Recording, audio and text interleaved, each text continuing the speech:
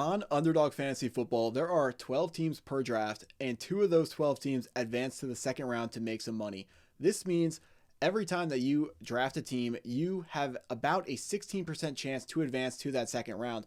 Just last year, my teams advanced 26.9% of the time, meaning that using my strategies, I was able to make my drafts 1.68 times more successful than average. And you can too if you subscribe to Best Baller Fantasy Football and you follow the strategies that I put up on this YouTube channel. But talking about what we got for today, the number one quarterback strategy on Underdog. Then when it comes to drafting quarterbacks, the first thing you have to understand is what a 2 quarterback build is and then what a 3 quarterback build is. Starting with our 2 quarterback build, that is going to be 1 elite quarterback and then another quarterback way down the board. And then your 3 quarterback build is going to be 3 quarterbacks kind of in middling ADPs. Now, you want to make sure that you draft for one of these 2 strategies, because you have to remember on Underdog Fantasy Football, your team can only have 20 players. So when you spend another pick on quarterback, that is another position that you can't have. That's 1 wide receiver that you can't take that could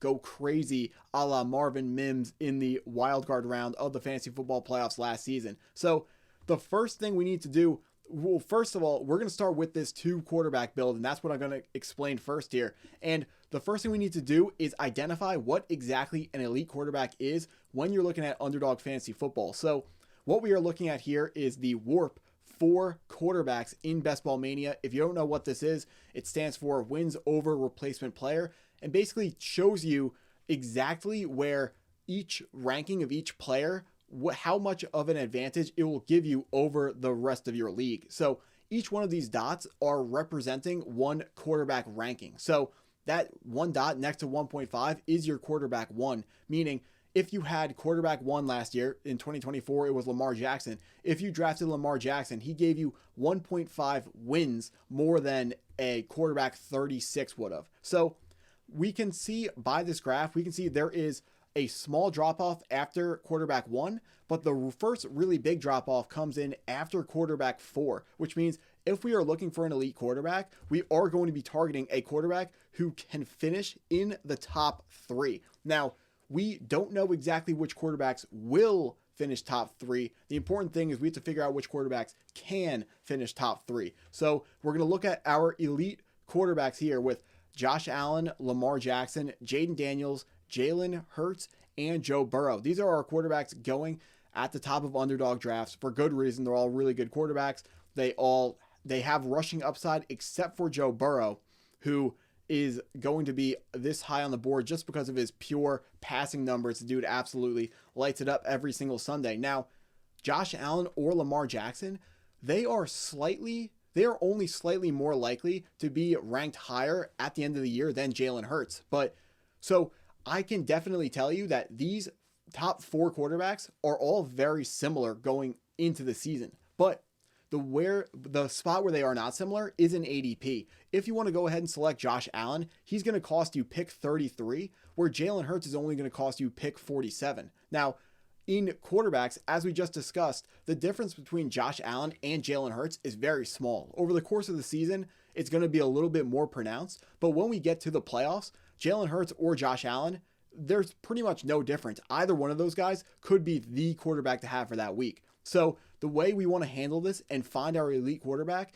is we want to select the quarterback who is going to be the cheapest. And looking here, those 2 quarterbacks are going to be Jalen Hurts and Joe Burrow. So starting off with Jalen Hurts, of course, he is a player who we know he has monstrous rushing upside. We know that he scores a ton of rushing touchdowns due to the tush push. Last season, he was quarterback 8 because of that concussion that he suffered late in the season. And then he caused him to miss a game. But this is a guy who I don't really have to hype up too much. He's a top 3 option pretty much every single season. The quarterback that I'm talking about here that people are probably going to have more problems with is my addition of Joe Burrow as an elite quarterback. But the way I want to defend Joe Burrow is, if we look at his stats historically, we can see that every time the guy completes a whole season, he is an elite quarterback. In 2024, he played all 17 games and he was quarterback 3. 2023, he ended up as quarterback 2025, but he got injured and only played 10 games. He had that hand injury which held him out. Just the year before that, he ended up as quarterback 4 after playing a full season of 17 games. So that's why these are the two quarterbacks that I like to target the most. But however, the quarterback that I am targeting out of these two players is going to be Jalen Hurts. And it's going to be Jalen Hurts because he's more easily able to be stacked. Now, if you don't know what stacking is in fantasy football, it's taking a quarterback and the wide receiver 1 from the same offense. It can also be the wide receiver 2 or a tight end. But when someone says, the Philadelphia Eagles stack, they're more often than not, they're talking about the quarterback and the number 1 tight end. In this case, it's going to be A.J. Brown. Now, why this stacking information is important and what makes me draft Jalen Hurts is Jalen Hurts, his ADP puts him in a spot where he's often being drafted by teams with picks 7 through 12. And A.J. Brown is in that same range, which means it's a lot easier to stack these two players. Now, we pulled up the ADP earlier, and we saw that Jalen Hurts and Joe Burrow were going in pretty close to the same range. But the problem with Joe Burrow is he's in that range where teams 7 to 12 have a good shot at him. But if you play on Underdog, you know that Jamar Chase is the number 1 guy ADP-wise. So you can't, if you're picked 7 to 12, you're never going to have Jamar Chase. The farthest he's ever going to fall down the board is going to be 3. So if you are interested in stacking, Jalen Hurts is the quarterback that you're going to have to go ahead and take if you want the cheapest possible elite quarterback and then a guy who you can stack. Now, you got to make sure that in big tournaments, if you're trying to win the whole thing, come in a top 10 finish, you're going to have to stack. But if you're playing a sit and go or you're only playing against 12 people, stacking becomes less important. So then you would get more freedom to do whatever you want. And then you wouldn't have to be forced to reach on guys and stack them. So that's what we're actually going to be doing for our quarterback 1. But the next thing we got to do after we select Jalen Hurts or Joe Burrow, that we now need to start talking about who our quarterback 2 is going to be. And fortunately, the ADP also dictates which quarterbacks we want to take. The first quarterback that I want to take a look at is going to be Justin Fields, coming off the board at ADP of 107.8 at quarterback 13. Justin Fields is every single year when he plays, he is absolutely an elite fantasy football asset. He does not play a ton, or he seems to get injured. He has been getting injured when he does play, but when this guy is on the field, Justin Fields is always a instant start. We know how special this guy is in fantasy football terms. Whether or not you believe he's a starting quarterback for the New York Jets or not, that doesn't matter, because when he is on the field, he is going to be a high-level starting quarterback. Now, the other quarterback that I'm looking at way down the board with rushing upside to pair as our quarterback 2 in this strategy is going to be Indianapolis Colts quarterback Anthony Richardson. Yes, I do understand he is the most inaccurate quarterback in the league last season, but he also suffered from a lot of drops from his wide receivers. His wide receivers dropped the ball a ton, and he's also someone with immense rushing upside, and that's always what you want to do. Last year, we were selecting Jaden Daniels in this range because he was going way down the board and we knew he had rushing upside. 2 years ago, we were taking Anthony Richardson here, and it worked out really well for 2 games, but obviously he did go down with that injury. Now, what we know from Anthony Richardson, these are his first 2 years stats as compared to Josh Allen, who is currently, as we know earlier from this video, the number 1 quarterback in ADP on Underdog. Now, Anthony Richardson only played 15 games, which is a problem when the guy is a developmental prospect and he's coming out of school and really needs to play. But many of these stats are very close to where Josh Allen was at the start of his career. His win percentage, pretty much the same. Pass yards were a little bit lower.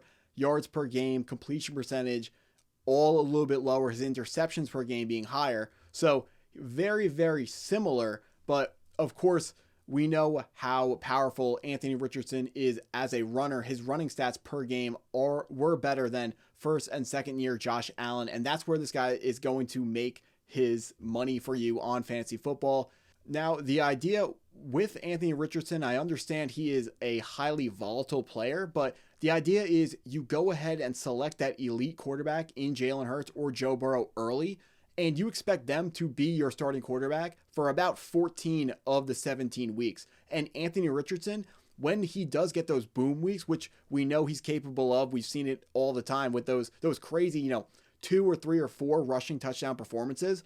Those is when he's going to fill in as your quarterback too. So that's why we want to go ahead and select Anthony Richardson as our second quarterback when we're going through these strategies. Now, this is what we want to do for our quarterback too. In a 2 quarterback build, obviously evidenced by the name, you're usually only going to have 2 quarterbacks, but if you want to go ahead and take a 3rd quarterback in the final round, I would not fault you on that. That final round on Underdog is kind of the go get your guy round. So you can kind of just go ahead and select whoever you want. And the guys that in these 2 quarterback builds that I would suggest that you select in those final rounds, or the guys I would understand selecting, would be if you don't trust Anthony Richardson and you want to hedge your bets with a Daniel Jones selection, I could see that. Or if you want to hedge your bet on Justin Fields with a Tyrod Taylor selection, I would understand that. Also, you can go ahead and draft Jalen Milroe. He's someone else who's going to be coming into the league with rushing upside. At the time of this video, we don't know where he's going to go in the NFL draft, but if he ends up in the first round of the draft, he is someone who could absolutely break fantasy as early as year 1. And also Kirk Cousins is someone going in the final round who could be a starting quarterback that I think could be a boom or bust pick should you not feel fully comfortable with these 2 quarterbacks. That's going to be the strategy for our 2 quarterback builds. But let's say we are doing our draft and all 4 of those elite quarterbacks get reached on extremely high in the draft. You don't panic. You don't say, oh, I should have reached on someone. The thing you got to do is you got to understand how to draft your 3 quarterback builds as well. Now, what I'm pulling up right now is our rankings of where that drop off between those elite quarterbacks is and where the rest of the guys are. We can see the next players are Patrick Mahomes, Baker Mayfield, Kyler Murray, and Caleb Williams. However, I would suggest that you wouldn't be selecting any of these players in a 3 quarterback build. What we want to do when we are doing a 3 quarterback build, you want to let the board dictate which players you should be taking. So we want to make sure we're getting quarterbacks that have fallen past ADP. So for example, Patrick Mahomes going at pick 78.3. If we are sitting at pick 90, then we're going to want to go ahead and pick up Patrick Mahomes. So the other thing you want to do, the way you pick who your 3 quarterbacks are going to be in a 3 quarterback build, is you're going to go ahead and you want to continue to stack your quarterbacks. So let's say we started in round 1, we picked up Brian Thomas Jr. Now we say, okay, we're going to go ahead and target Trevor Lawrence later as part of our 3 quarterback build. And Trevor Lawrence is going to be one of our 3 quarterbacks. Now that could be Nico Collins, or it could be Brian Thomas. It could be a Nico Collins as well. And then you go get CJ Stroud. But the plan is we want to pick 3 mediocre quarterbacks, and hopefully they are going to, every single week, one of those guys are going to have a really good game, and they can fill in for the fact that we are not going to be getting those monster weeks that elite quarterback would have given us. Now, starting with the quarterbacks that I would not be drafting, similar to the elite quarterbacks, we want to find the quarterbacks who are actually going a little bit lower down the board. So the guys that I would suggest not to take would be Patrick Mahomes, Baker Mayfield, and Bo Nix. And the only reason why we're not drafting these guys is the price is too expensive, and they're going too highly to warrant a selection on them. Patrick Mahomes, the best quarterback in the NFL, maybe the best quarterback of all time, but being the best quarterback in real life doesn't necessarily translate perfectly to fantasy football success. And last season, he was very frustrating to roster. Yes, he went off in the fantasy football playoffs, but if you were playing on ESPN, I know for a fact there are plenty of weeks where you wanted to bench the guy when the Kansas City Chiefs won by a ton and he actually didn't put up a ton of points. Now, our next guy, Baker Mayfield, someone who has been highly underrated for a really, really long time. Baker Mayfield, of course, left for dead by the original team that drafted him, the Cleveland Browns, but he has completely turned it around, and was a quarterback 1 last year. However, I do believe that the cat is out of the bag on Baker Mayfield at this point, and the ADP has changed to properly reflect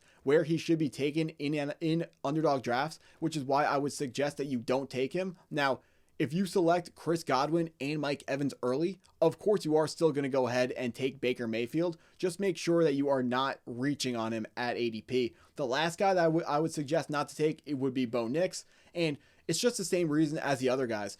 He is going at the ceiling of what his outcomes are. Yes, he had a highly impressive rookie season, finishing as a quarterback one, and a lot of people don't seem to give him the credit that he deserves. And on ESPN drafts, he's going pretty low.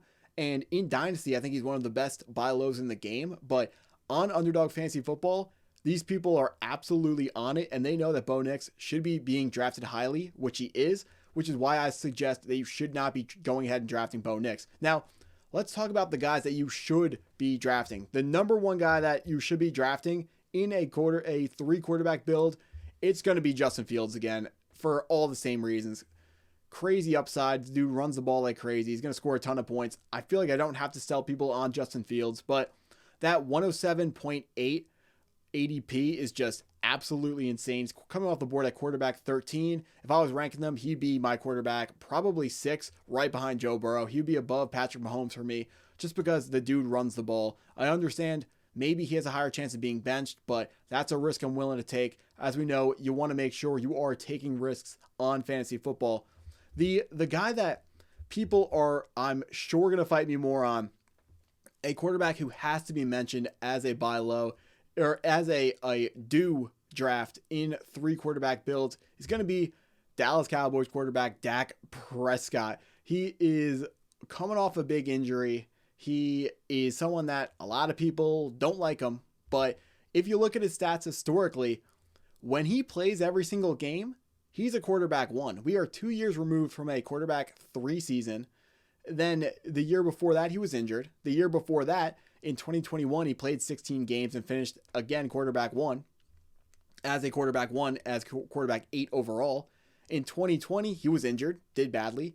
And in 2019, he played the whole season and played really, really well, finishing as quarterback 2.